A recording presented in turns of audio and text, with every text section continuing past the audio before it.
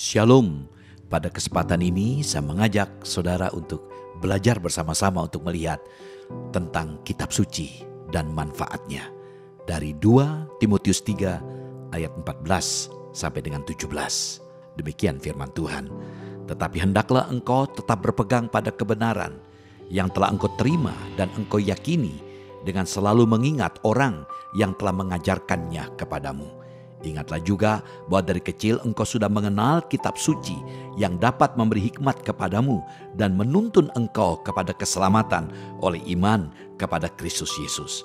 Segala tulisan yang dihilangkan Allah memang bermanfaat untuk mengajar, untuk menyatakan kesalahan, untuk memperbaiki kelakuan, dan untuk mendidik orang dalam kebenaran. Dengan demikian, tiap-tiap manusia kepunyaan Allah diperlengkapi untuk setiap perbuatan baik. Amin. Saudara, kita melihat ada dua hal yang menarik di sini, di mana kitab suci diberikan oleh Allah kepada kita dengan tujuan pertama, Alkitab bermanfaat bagi orang-orang yang tidak percaya. Kenapa demikian? Karena menuntun kepada keselamatan. Paulus mengingatkan Timotius akan kuasa tulisan yang diilhamkan Allah yang telah menyelamatkannya. Pengenalan terhadap Alkitab tersebut membuat Timotius mendapatkan hikmat yang menuntunnya kepada keselamatan. Ini berarti Alkitab yang adalah firman Allah memiliki kuasa untuk menyelamatkan. Kitab suci menyatakan bahwa iman timbul dari pendengaran dan pendengaran oleh firman Kristus. Roma 10 ayat 17. Seseorang dapat diselamatkan hanya melalui iman kepada Yesus. Iman tersebut timbul dari mendengarkan firman Allah. Saudara, segala tulisan yang dihilangkan Allah atau Alkitab harus diberitakan agar semua orang yang tidak percaya mendapatkan anugerah Allah untuk memahami firman Allah yang membawa keselamatan kekal dalam Tuhan Yesus Kristus. Yang kedua, Alkitab bermanfaat bagi setiap orang percaya.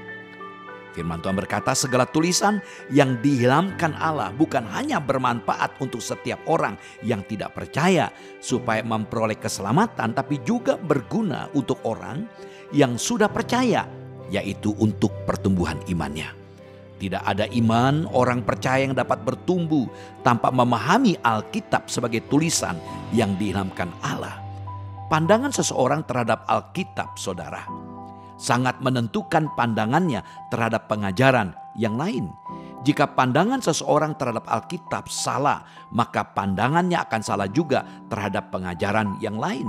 Karena itu sangat penting memahami makna ungkapan segala tulisan yang dilakukan Allah. Pemahaman terhadap ungkapan tersebut akan menentukan pandangan kita tentang Alkitab. Sejauh mana kita menempatkan Alkitab dalam hidup kita dan bagaimana kita hidup dengan menjadikan Alkitab sebagai otoritas yang tertinggi bergantung pada pemahaman kita terhadap Alkitab. Saudara, apakah manfaat Alkitab bagi setiap orang percaya? Ada 4 manfaat menurut 2 Timotius 3 ayat 16. Pertama, segala tulisan yang diilhamkan Allah memang bermanfaat untuk mengajar. Kata mengajar dari kata Yunani didaskalia, kata benda, lebih tepat diterjemahkan pengajaran. Hal ini menunjuk kepada Alkitab yang diilhamkan Allah sebagai sumber pengajaran yang benar. Firman Allah bermanfaat untuk mengajar, artinya apa yang benar. Untuk bertumbuh kepada kedewasaan rohani, kita harus fokus pada pengajaran yang berdasarkan firman Allah. Untuk setia di dalam iman dan kebenaran Tuhan, bacalah dan lakukanlah apa yang Allah pesankan di dalamnya. Yang kedua, segala tulisan yang diilhamkan Allah memang bermanfaat untuk menyatakan kesalahan. Kata menyatakan kesalahan dari kata Yunani elekmos yang berarti pembuktian kesalahan berhubung dengan pengajaran yang salah dan kehidupan yang jahat. Dalam 2 Timotius 3 ayat 1-9, Paulus menyatakan kesalahan dalam bentuk hidup yang bertentangan dengan kehendak Allah sebagai akibat dari tidak mengenal kebenaran. Saya kutip dalam 2 Timotius 3 ayat 7, yang walaupun selalu ingin diajar, namun tidak pernah dapat mengenal kebenaran. Dan ini menjadi alasan mengapa Paulus mengontraskan keberadaan tersebut dengan pengalamannya secara pribadi yang karena kuasa segala tulisan yang diilhamkan Allah. Ia hidup dalam kebenaran. Karena itu kepada Timotius ia ingatkan agar jangan hidup dengan kesalahan-kesalahan yang sama. Tapi sebaliknya hendaklah hidup berdasarkan kebenaran yang selaras dengan pengajaran firman Allah yang selama ini ia dapatkan. Itu kalau saudara bisa perhatikan dalam 2 Timotius 3 ayat 10-14. Saudara, teladanilah mereka yang patut diteladani dan berpeganglah pada Alkitab. Itulah rahasia kehidupan kekristenan yang sukses. Yang ketiga, segala tulisan yang diilhamkan Allah memang bermanfaat untuk memperbaiki kelakuan. Ungkapan untuk memperbaiki kelakuan dari kata pros epanortosin secara harfiah berarti untuk perbaikan, lebih menekankan pada memperbaiki hal-hal yang salah. Jadi manfaat segala tulisan yang diilhamkan Allah bukan hanya bermanfaat secara negatif untuk menyatakan kesalahan, terkait sangat erat dengan menginsapkan atau memampukan kita untuk menolak dosa.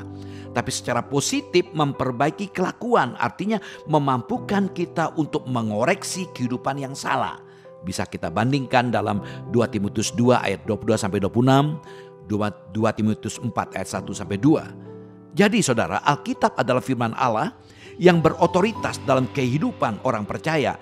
Bila kita serius berpegang pada Alkitab, kita akan dituntun untuk tetap pada jalur kehendak Allah. Saudara, bila kita menyimpang dari jalur kehendak Allah, kita akan memperoleh teguran dan arahan untuk kembali kepada kehendak Allah. Yang keempat, segala tulisan yang diilhamkan Allah memang bermanfaat untuk mendidik orang dalam kebenaran. Ungkapan mendidik orang dalam kebenaran dari kata Yunani pros paideia ten en diakosune. Kata paideia itu artinya pelatihan atau training yang menunjuk kepada pelatihan untuk anak-anak, sedangkan kata en dikaiosune dalam kebenaran dan keadilan yang menunjuk kepada membimbing orang-orang yang baru percaya dalam jalan Allah. Jadi di sini ada pembimbingan. Jadi ungkapan mendidik orang dalam kebenaran lebih menekankan kepada pemuridan atau pelatihan yang memiliki sasaran agar semua orang percaya hidup sesuai dengan kebenaran Allah. Saudara, bagaimana supaya tetap benar? Kita harus memiliki persekutuan dengan tulisan yang diilhamkan Allah atau Alkitab. Menyelidiki dan menerapkan apa yang kita pelajari sehingga kita dapat bertumbuh dalam kekudusan dan terhindar dari berbagai perangkap dunia ini, hidup selaras dengan kehendak-Nya. Puji Tuhan. Saudara, dalam ayat 17, dengan demikian tiap-tiap manusia kepunyaan Allah diperlengkapi untuk setiap perbuatan baik. Jadi tujuannya adalah untuk supaya kita dilengkapi sehingga kita berbuah. Kata diperlengkapi bisa berarti memadai dari kata Yunani artios, dan dilengkapi dari kata exartizo adalah kata kerja serumpun yang digunakan untuk melengkapi sesuatu untuk tugas yang ditugaskan. Dalam Efesus 4 ayat 12 dari kata katartizo, katartismon. Kata diperlengkapi itu artinya menjadi lengkap dalam kondisi yang tepat untuk melayani, namun bukan berarti sempurna tanpa dosa.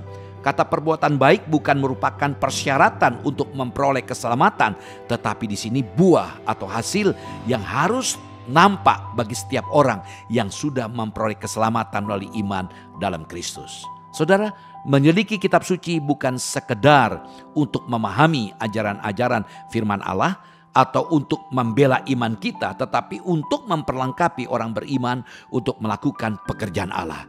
Disiplinkanlah diri dalam membaca Alkitab. Terbukalah kepada Roh Kudus yang membentuk kita melaluinya. Bagaimana kita dapat menyatakan kebaikannya melalui kehidupan kita hari ini?